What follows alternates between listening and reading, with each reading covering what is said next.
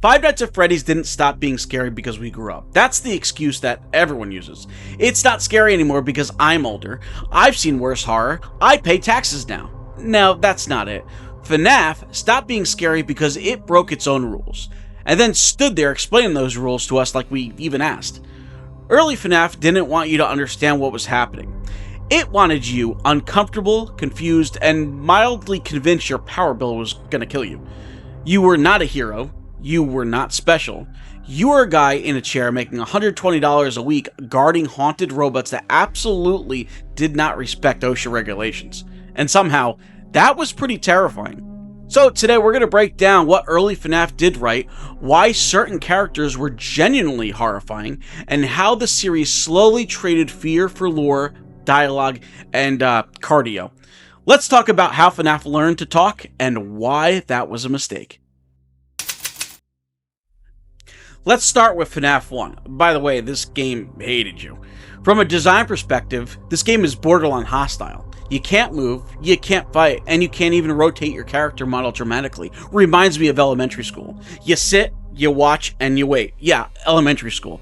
Your entire survival strategy is based on limited information. Some grainy characters, audio cues you're not even sure are real, a power meter that's slowly ticking towards your inevitable unemployment. And here's the genius part. The game never tells you what's normal. Is Bonnie supposed to be there? Is that sound, footsteps, or ambiance? Did Foxy just move, or am I hallucinating? This game refuses to clarify. And when the human brain doesn't have clarity, it fills the gaps with fear. Early FNAF doesn't chase you. It outlasts you. The horror isn't in the jump scare. The horror is realizing you've already made a mistake. You just don't know which one yet. So here's something modern horror games forget consistently. Movement feels powerful. So if the player is moving, they feel active. If the player feels active, they feel capable. And if the player feels capable, the fear drops. Early FNAF takes movement away just entirely. You don't explore the building explores you. Every second you're alive is borrowed time. Every decision matters because there's only 3 decisions to make. Close the door, check the camera, do nothing and hope. This creates something called anticipatory horror, fear that builds before anything even happens. Movies like Skinamarink do this extremely well. And modern FNAF loves motion. Early FNAF weaponized stillness. And that brings us to the first perfect example of this philosophy. Withered Bonnie is terrifying because he refuses to perform. No introduction, there's no catchphrase, and no tragic monologue about his past. He exists, and that's about it. When Withered Bonnie appears, the game doesn't hype him up. There's no dramatic sting, no warning message. You look up, and he's just there. His mystic face is doing more horror work than 1,000 lore videos ever could. There's no emotion to read, no eyes to track, no personality to latch onto. Your brain can't humanize him. And when the brain can't humanize something, it absolutely panics. Withered Bonnie doesn't chase you, he doesn't even threaten you. He silently reminds you, you failed earlier, and this is the receipt. Modern FNAF monsters want to be recognized. Withered Bonnie wants to be accepted as inevitable. That's real horror.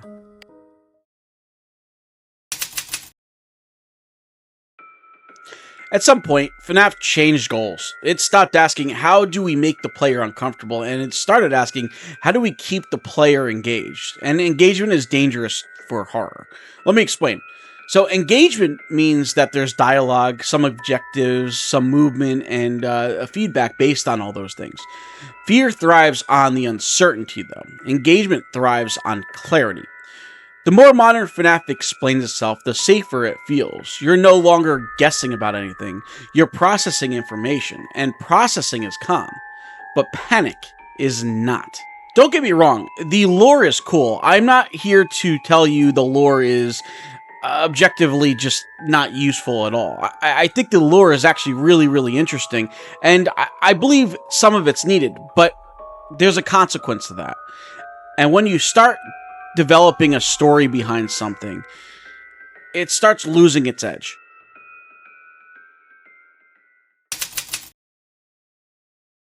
Circus Baby almost stayed scary. Her early presentation was really strong. She had a calm voice, controlled movements, and a sense of intention. She wasn't feral, she was deliberate, which is indefinitely scarier. But then the explanations started, and then they just never stopped. So Circus Baby went from unsettling presence to just an active narrator.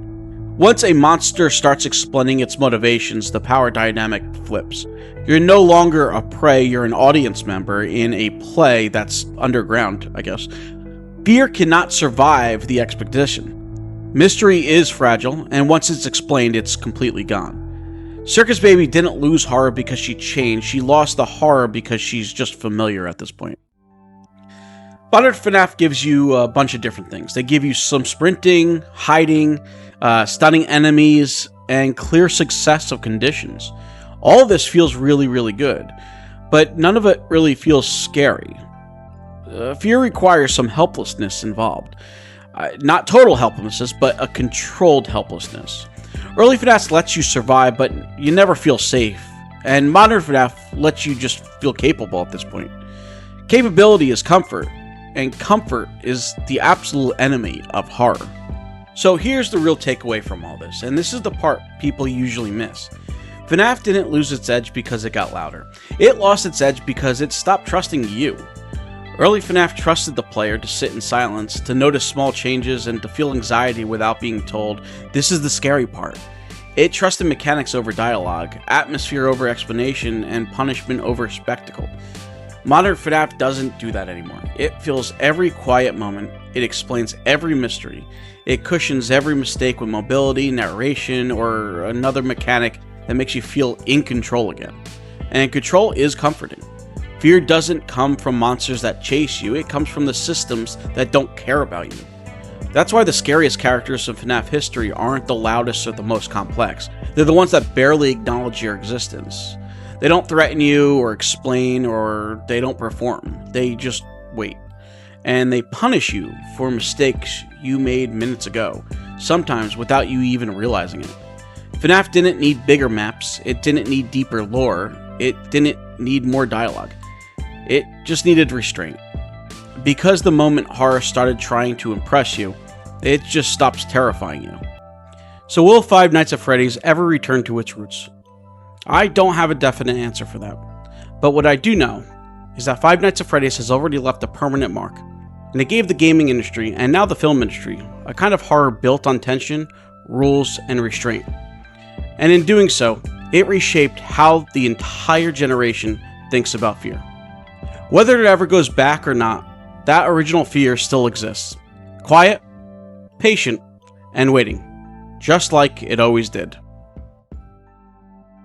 Hey everyone, I just want to take a few minutes here just to talk to you guys. Thank you very, very much for all the support on this channel. In just the last few weeks, we've gone from having literally 0 subscribers on this channel all the way to over 100 now. And I know that doesn't seem like a whole lot for many of you that may have larger channels, or especially people who watch larger channels. But it does mean a whole lot to me, and it is a start. I want to make content that that you guys definitely like and that is enjoyable for myself as well. So on this video, if you guys could definitely drop a like, comment what you guys want to see next, and if you're not subscribed already, definitely subscribe. Really, really appreciate you guys taking the time to watch this and everything. Yeah, I guess we'll see you in the next one.